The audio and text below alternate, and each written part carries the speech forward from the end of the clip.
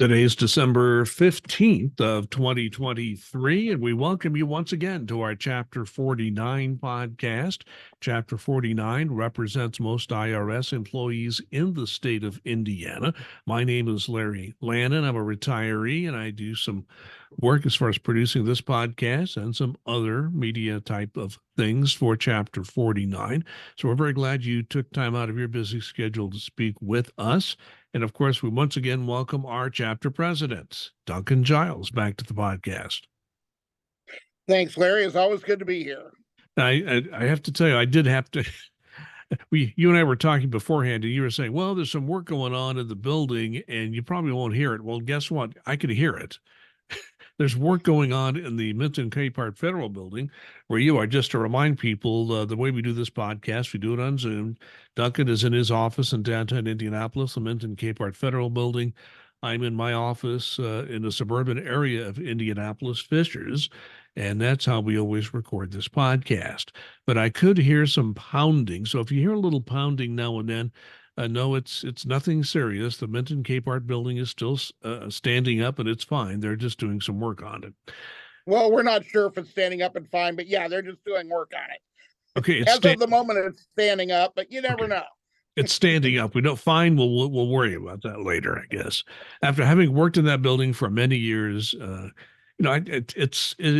should I put it? It is a building from the era of the 70s when the government built buildings like that. If you go to Washington, D.C., you'll see lots of buildings designed very much like Minton Capehart. And that was just the design of the time. And thankfully for everyone, that design went away after a while. Exactly. I'm sorry to say, but well, we are here to talk about a number of things. I want to say one quick thing. I just saw something the other day. We are in the middle of December now, so Christmas is and the holiday season is near. Just saw something on the news today on the 15th. If you haven't shipped your Christmas presents by now, you're in big trouble. Yeah, you better get yourself in gear on that because you don't want to upset loved ones. Especially going out to the guys with significant others. Make sure you take care of that. Yes. Very good advice, by the way. With that in mind, Duncan, you have had some updates recently and from the National Union, and we want to talk about some of those and some other items. But, we talked about the midterm bargaining, though you bargained the 5-year contract that's in effect now, but midway through that contract, each side, the management and NTEU, has the right to bring up, I think, 5 different articles of the contract to look at possible changes. And some of the discussion has centered around the awards amount. It is also centered on telework and the mileage rules that apply for that. And also on the management side, they are wanting to increase what we call hoteling. And again, it's not staying at a hotel. Hoteling means you share desks. And IRS has been very, very adamant. They want to push this and they want to expand this even more. Even it doesn't seem to make any difference whether there's room in post of duty or not. We just want to continue hoteling. And you've talked about that in previous podcasts. So give us your update from what you've learned about this midterm bargaining. You are not on this bargaining team, but you know a lot of the people on it, both from NTU staff and from the chapter presidents. Tell us what you know about that. Yeah, where it stands right now, and this was from an update earlier this week, and who knows, I could be tapped to go when it has the last session or the mediation, or even if we go before the impasse panel. But as of right now, no, I'm not on it. The awards, we opened up the awards article. This was a decision made between our national president, Doreen Greenwald, Vice President Anon Mooney, Director of Negotiations, Ken Moffitt, and Director of Field Operations, Dan Casper, among others, to make sure that we try and increase the amount of awards. I mean, people are looking at it going, man, we're getting more awards than we've ever gotten before. Yeah, but we think that percentage, which is at 2% right now, should be even higher. So we're trying to get a greater amount of awards, so people, when they do get these awards, can get something that they, it's more substantial. And there are other governmental agencies that are doing this that have awards that are even greater amounts than ours. So that's what we're trying to get towards. On the telework, our main thing is, we want to try and include every position that we can that would be eligible for telework to be able to do so. And in addition, our big thing is we open the Article 50 up because we want to eliminate the 200-mile mileage limitation. Now, that on the one hand is great. That would mean that, you could be working in Indianapolis and living in El Paso, Texas. The downside to that is, would you still have to come into the post of duty twice a pay period? There are several things that they're trying to look at. The chapter presidents that are on there, Lori McCann from Chicago from Chapter 10 being a mainstay. They're all looking at creative solutions to see if there's a way around that particular issue. Because, if you're 1,000 miles away, yeah, it's great to not have to go into the office most of the time, but you still have that twice a pay period, then you're going to have to do that. The management is really pushing on the hoteling. They opened up that particular article that deals with facilities and seating. They're trying to reduce space, understandably so. In a lot of posted duties right now, there's an excess of space. There's an excess of cubicles. Now, we don't know with this mass hiring that they're going to be doing, especially field work, ROs, RAs, TCOs, if they're going to be doing, being able to expand into these seats. And they're looking at every post of duty that has a TAC office, a walk-in office, to be a standard of at least 4 cubicles per office. So even in remaining space, they're going to want to increase that. But they also want to take a look at, okay, if we've got people working from home or working out in the field and they only come in twice a pay period, we should be able to go to the 3-to-1 at the very least, 3 people sharing 1 desk space. And they're really pushing hard on that. Folks, this is coming. If you are on frequent telework, this is coming. You're going to be sharing desks. I hear from people almost weekly, well, I don't want to share a desk. Totally get that. Totally understand it. Have no problem with it. If you don't want to share a desk, come in off of telework. Well, I don't want to do that. Well, then you're going to be sharing a desk. Those are going to be the options eventually. How soon they're going to be able to do it, we're trying to make sure everything's done in a reasonable fashion, i.e., why go to hoteling if you already have, open cubicles? To me, it doesn't make any sense to say, okay, we've got 20 cubicles, we've got 5 people. We want these 5 people in 2 or 3 cubicles, and we're going to eliminate the rest. Well, right now, while you have the space until you release it, why shouldn't everybody have their own desk? I understand wanting to get smaller. I understand wanting to do releases to make it, a little bit better. But until you do that, employees shouldn't be punished. And the last part of that on that is when they're looking to go to a different post of duty, when they're looking to move or do a redesign in a current post of duty, once a lease is up, they're going to be looking at who is doing frequent telework, who is out of the office more than 80 hours a month, and they are going to be making space judgments on that.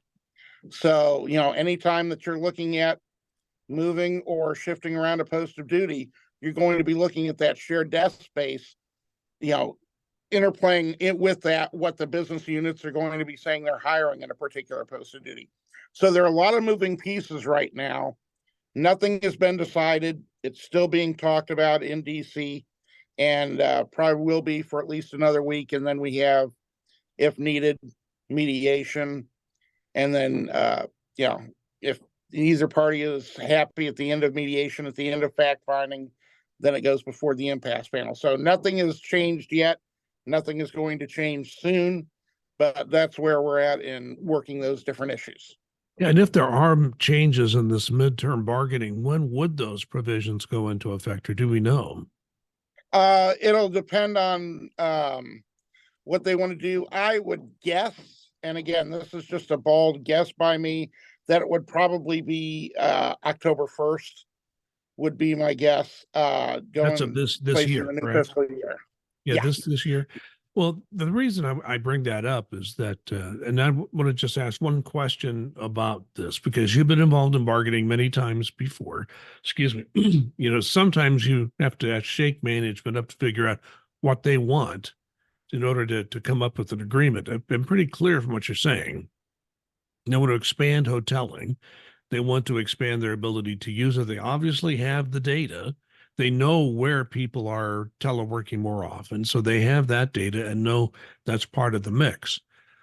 But do you, and I don't want you to predict a final, agreement or decision or detail on this, but do you think we're going to see um, the union move closer to the management idea on hoteling if the management comes part of our way as far as awards are concerned and the mileage issue on telework?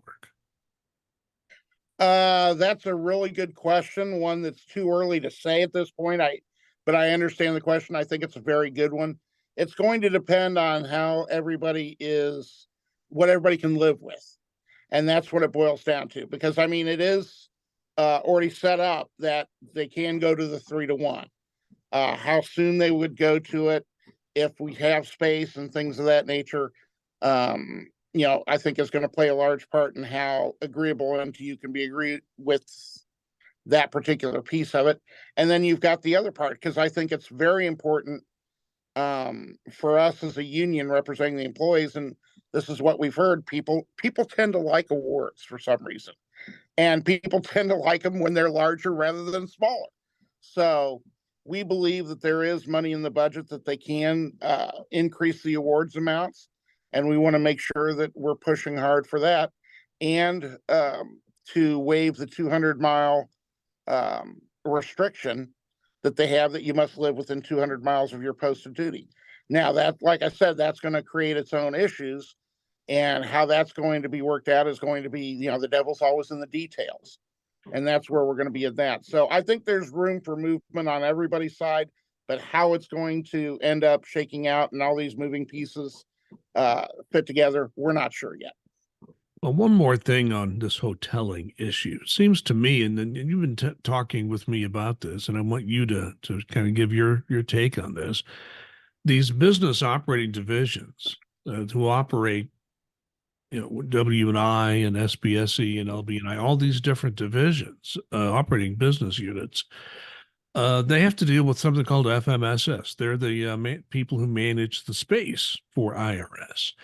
And you've been noticing something that's of concern, that these business operating units, the management there, and FMSS, the people who manage the space, don't seem to be communicating very well. What's going on there? I wish I could tell you what was going on there, but there is a big disconnect, and I'm sure it's nationally, not locally, on where this is happening. As a matter of fact, it scares me when I contact FMSS and say, "Hey, do you know that you've got 3 more people going into this particular post of duty?" No, we do not. They should be the ones saying, "Hey, we've got space available. This is how you work it. This is what you want to do." Business units should be saying, "Okay, we know we've got this space available in this particular POD. This is what we're looking at, FMSS."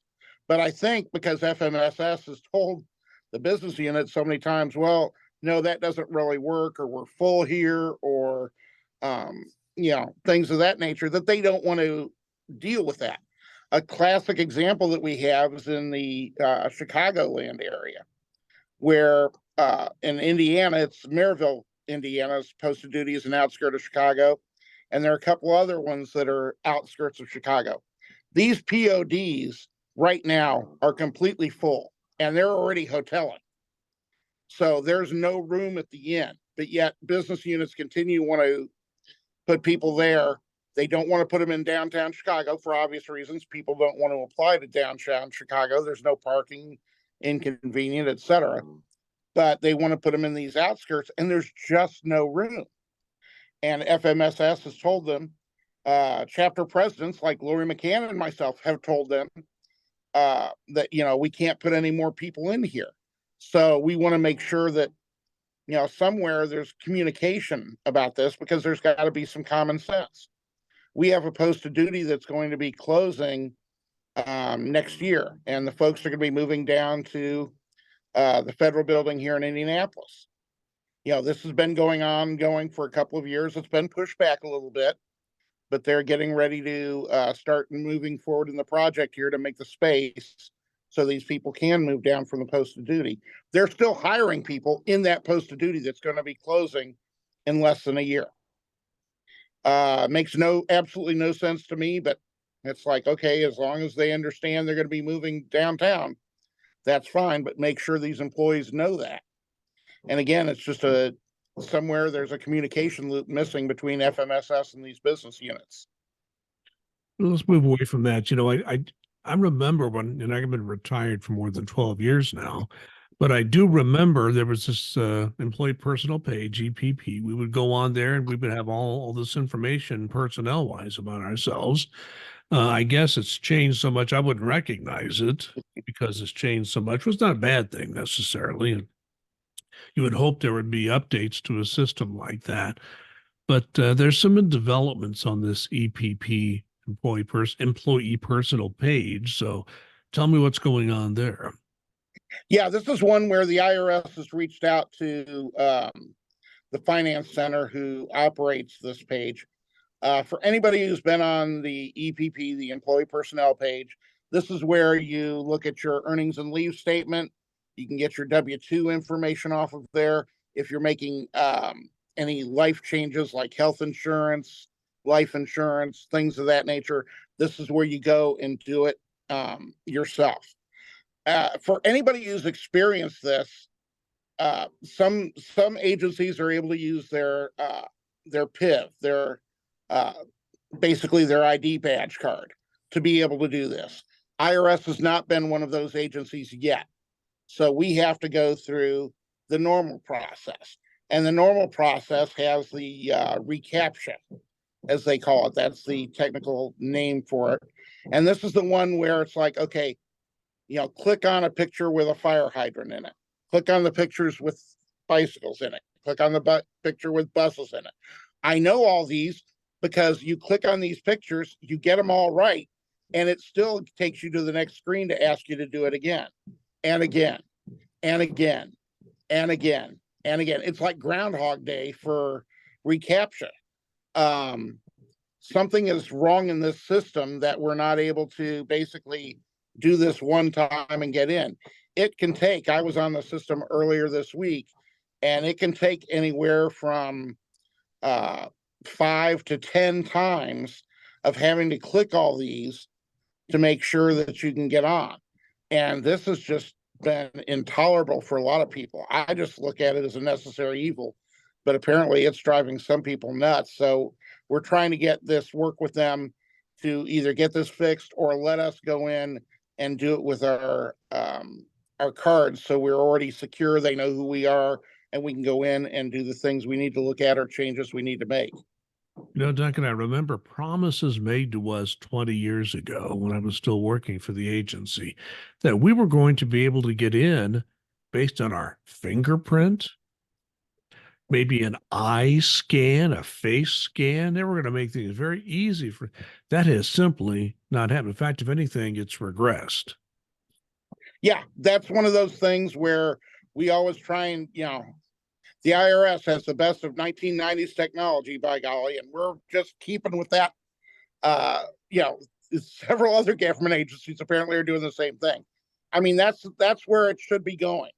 Fingerprint, face. I mean, when you can open up your phone with your face or get into your bank account with your face ID, you should be able to do things, to change your health insurance with your face ID rather than have to go through 10 minutes of trying to say, yes, I'm not a robot. This is where, This is where the buses are. The pictures of the buses are. Yes, I'm not mistaking any of them. And why aren't you giving me access? Let's move on to another issue because we do have a continuing resolution at the IRS until February 2nd. We don't know what will happen after that. So I guess a major question that comes up is, okay, if there is a government, we hope there isn't one. We've dodged a couple of bullets already in recent months. But if there is a government shutdown as of February 2nd or after February 2nd, will we get any paychecks after that? The answer is Yep. The answer is yes, and then no. Uh, the reason that this has come up because there in the past, especially when we have longer shutdowns, there's a great deal of uncertainty about paychecks. And what we've found out, and I give National and to you a ton of credit for being forward thinking on this, they have gone ahead, they have found out that if we do have a shutdown right after February 2nd, if the continuing resolution runs out and they haven't passed our budgets, passing a budget, I'm sorry, I correct myself up. If there's another not another continuing resolution or passing of the budget, then we will get a paycheck on February 5th. The next paycheck due to the President's Day holiday would be February 20th. If the shutdown is still going on during that time period, then we would not get that paycheck or any paycheck thereafter until the appropriations have passed or a continuing resolution has passed and we have money flowing again. So it's very possible that if we do have this long shutdown, because we are in filing season, a lot more people may be needing to work, i.e. service centers, phones, processing, things of that nature, as well as some field folks, and not receive, again, if it's a long shutdown, not receiving paychecks until after everything is settled. okay. I guess we just have to lay it out the way we know it. And it isn't necessarily good news, but it's the news you need to know. Speaking of that, one thing I've always noticed is that the grapevine at IRS in a particular area of work can be really interesting. All kinds of rumors start to spread, and one is going around, and this one's about revenue agents. That revenue agents will be traveling in a very different way and a much more aggressive way than they've been traveling in the past. Uh, you've been looking into this. What have you found? Yeah, I had heard this rumor from our great steward and treasurer, Zoe Olgy, up in Northwest Indiana several weeks ago. I've been trying to nail it down.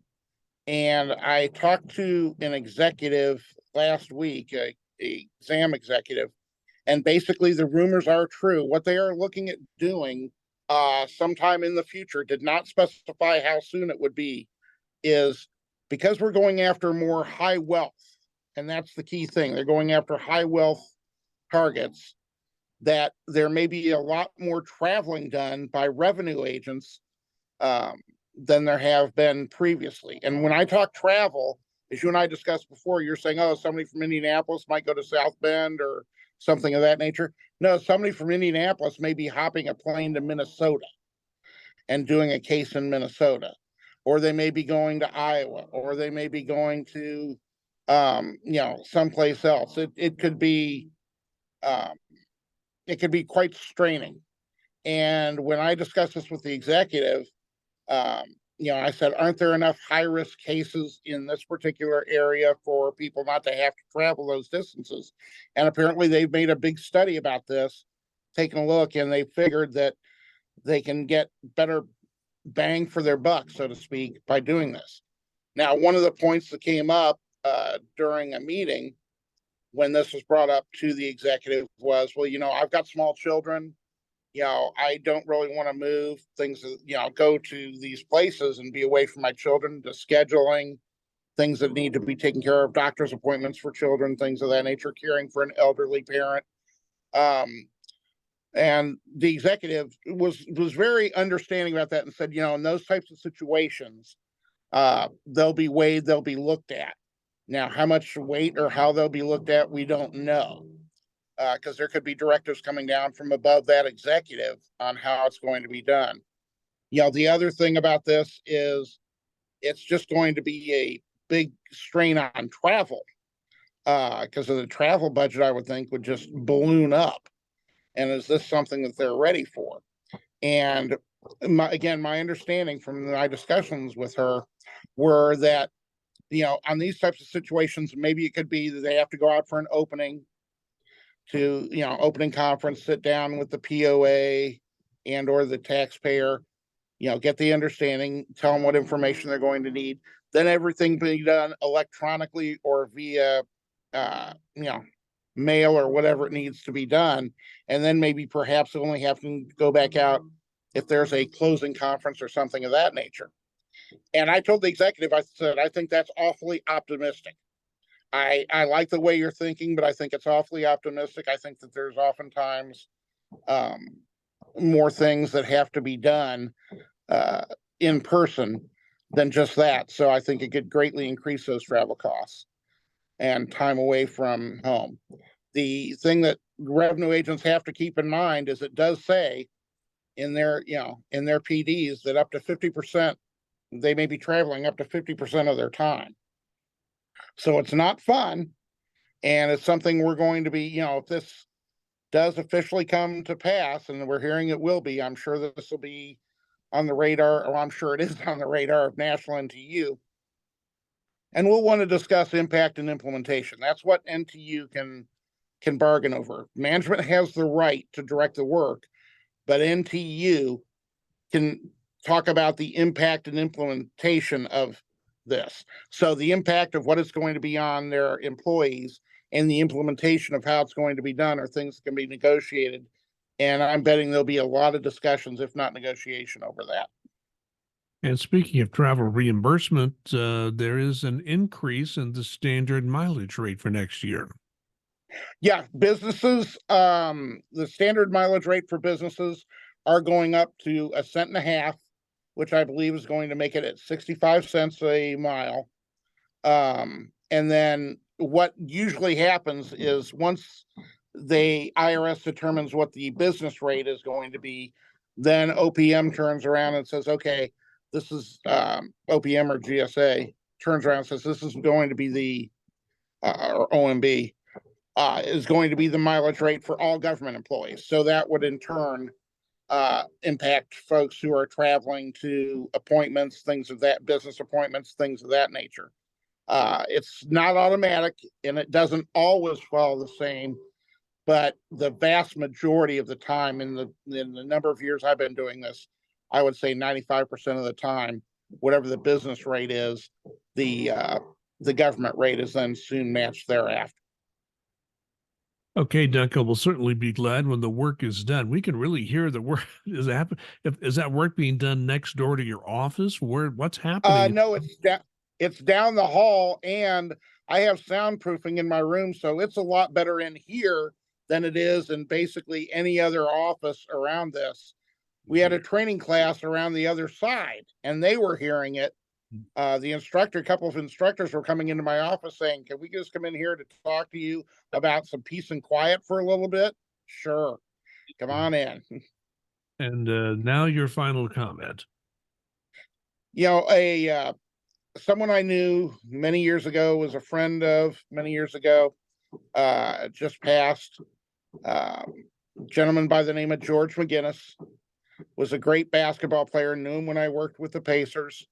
But more than a great player, he was an even better human being. And it just reminded me that I hadn't had a chance to talk to him for several years. And, reach out to those people that you were close to, that meant a lot to you at different parts of your life. Reconnect with them a little bit, tell them what they've meant to you, let them know these types of things, before it's too late. Like in this case, George had a heart attack and had been in failing health for a while anyway, and then had this happen. So I would urge everybody out there, if you have this type of situation, let folks know how you feel before it's too late, before they're gone and you can't express these feelings. I never met George McGinnis, but his reputation in Indiana was amazing because all the different things he accomplished. People have to remember the Indiana State High School Basketball Championship is a very big deal. And only a handful of Indianapolis schools have won that championship. One was Indianapolis, Washington, while George McGinnis was playing, and he dominated that tournament in 1969. And then he went on to Indiana University, but professional basketball called him early. He ended up with the Indiana Pacers. I think even when he left the Pacers, he had good things to say about them, saying, I know how the business goes here. And he ended up, I think, in Philadelphia, if I remember right, playing for the Yep. 76ers. But he knew that the Pacers at that point just couldn't compete for a contract. And he had good things to say about the ownership and management of the Pacers, but went on and played for the Pacers again once they joined the NBA. But he was toward the end of his career. He wasn't quite the same player, but he could still contribute. And what I hear from everyone, the same thing you have just said, that he was an unbelievable basketball player, but an even better human being. And when Yep. you're talking about elite athletes, that's a rare thing to say. They kind of take it to their head sometimes. That never seemed to happen to him. He kept that calm and touch. I'll never forget a story. A friend of mine played in I think it was a Pony Colt League, which is kind of like 15, 16-year-old baseball league. And there were some apartments overseeing the baseball field. And George McGinnis walked out on the balcony and started looking at this baseball game, and the game stopped. Everybody just looked up and waved at George, and he waved back, and he says, hey, guys, I played baseball too once, have a good game, walk back in. Game started again, but that's George McGinnis. He walked into a room and he took it over. We thank you for watching and listening to our Chapter 49 podcast. You just heard Duncan Giles, our chapter president. If you like this podcast, let other people know, spread the words, just spread the link if you have it. Go to Podcast by Larry Lannan. We're on many different platforms. You'll see all my podcasts. This is one that I produce in a long line of them. So thank you once again. We appreciate the fact that you take time out to listen or watch the podcast. In the meantime, please be safe and be kind.